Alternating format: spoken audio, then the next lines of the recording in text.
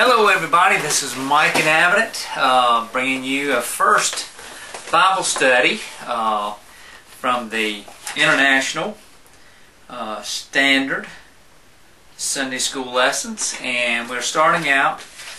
This unit is about the leaders in the covenant community, and the first leader is Joshua, the leader for the people. And just before we get started, I want to make this clear. I'm not a pastor or a preacher. I haven't had any formal college or anything like that. I'm a lay person. I've been teaching Sunday school for about the last 10 years. And so this is, again, just Coach Al, Mike and Abbott, bringing you a Bible study that I hope will help you in your walk with Jesus Christ. So first off, talking about leadership, and one of the things, I guess one of the key things in this first study, looking at Joshua, think about enthusiasm, all right?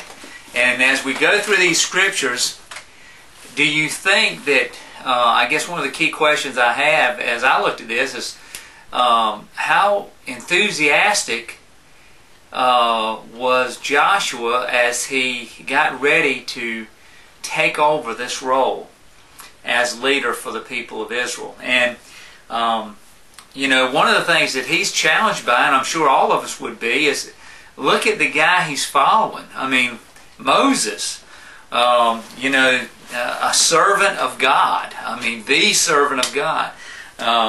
Look at Moses' credentials. Look at, I mean, if you look at Moses and you look at the first 5 books of the Bible, you look at Psalm 90, you look at the fact that in the Old Testament, Moses is mentioned over 750 times, whereas Joshua is maybe 1/3 of that, and only a couple of times in the New Testament. So he's got a pretty tough act to follow. And you know, you look at some of the things that are taking place around us. You know, we've got this person that's way up here and has done so much, and then we're the person that comes in behind them. That's a pretty significant challenge for us. So I think Joshua is definitely challenged by that because Moses is a pretty tough act to follow. We're looking at this part of the lesson. We look at the people of Israel have been in the desert for 40 years. They're back in the land of Moab. They're getting ready to enter the promised land. Moses has been taken up. Joshua is now being appointed the leader. And they're getting ready to finally enter the promised land. Key question for these folks as they're mingling around waiting is who will be in charge? Who's going to direct them? Who's going to be the leader? We look at Joshua, and naturally he had some leadership abilities, because if you look at some of the battles that he led and some of the things that he's done, he was one of only 2 people that went into the promised land and spied it out and came back with a positive message for the people of Israel. He was ready. He knew and he trusted and had faith in his God, whereas some of the others were scared and were fearful. But let's look at Joshua now as he's getting ready to take over the leadership role. And some of the things that God says to him kind of gives us a picture of maybe where Joshua was at as he gets ready to take this leadership role. Maybe we can look at ourselves today and say, are we as enthusiastic as we should be as we go out and we look at the things God has asked us to do in our community, in our churches, in our workplaces, in our families? Those are the things we need to look at as we look at these verses. So we're looking at Joshua. The verses, the printed text is Joshua 1, 1 through 11, and then 16 and 17. We'll start out with the first few verses here. Verse number 1, after the death of Moses, the servant of the Lord said to Joshua, son of Nun, Moses' aide. So, of course, the Lord addresses Joshua directly. I mean, he comes right to Joshua. And this, of course, is a definite confirmation that God is looking to Joshua to be that leader. So he's got that confirmation from God.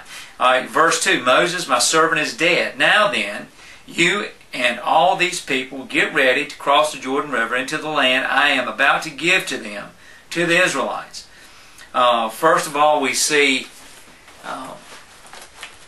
Moses stands back up again. He's there.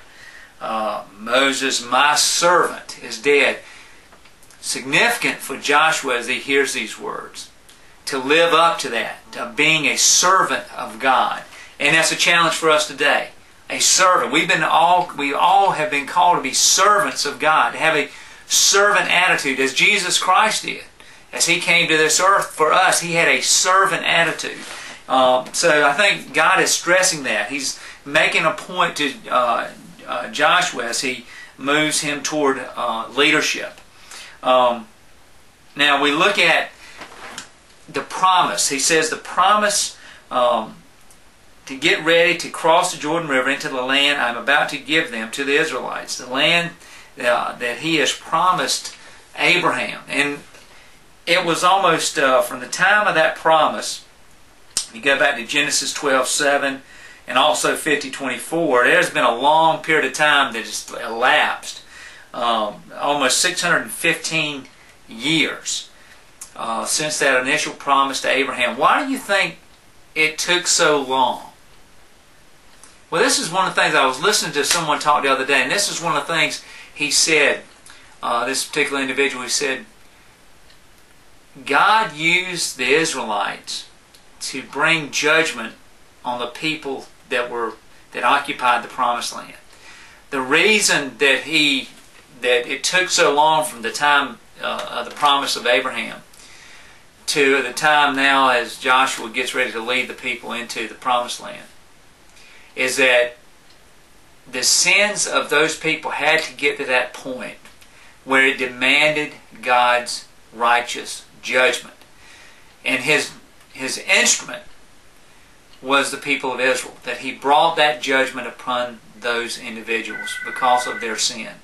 So as we look at that, that's one of the reasons as we look at Israel being used as a tool and why it took so long to get into the Promised Land.